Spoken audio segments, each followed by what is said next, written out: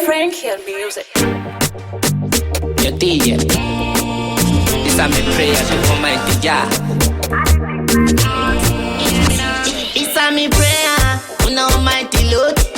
Tapuka mando damu pure road.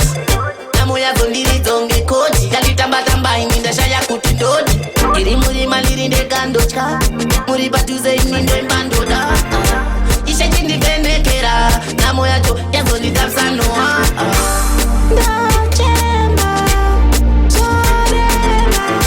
Mamwe wati mari mari. Ini ndati mwari mwari. Mwari mwari. Bandino bamba muzira imai nene. Ishe wangu. Chandino bata chesa ite kutishite. Nekuti panga.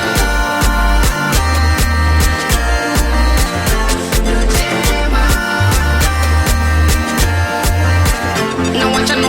Life for easy.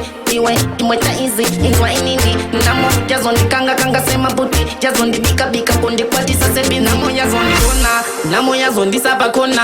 Namo ngeondo yanyetunya. Namo yazondi ponda. Namo nguruanza sechironda. Inamo yantamisa kungonya. Unyangwezi wamese. Andipa mirago na mataku na shivedenga. Anyway. Doda kutenda neji bojene jamagandisa. Pandino bamba muzira nene. Ishewa. Chandino bata chesa ite kutishite. Nekuti papa.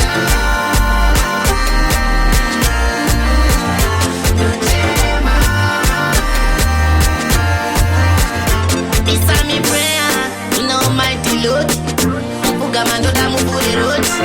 Namu ya kondiri zonge koti. Jali tamba tamba iminda shaya kuti ndodi. Iri muri maliri de gandocha. Muri batuze iminde mbando da. Ishe chindi kene kera. Namu ya cho ya zondi tapsa noa. Ndachema, chorema. Mamwe wati mari mari. Ini ndati mwari mwari. Mwari mwari. Bandino bamba muzira imai nene. Chandino bata chesa ite kutishite. Nekuti papa.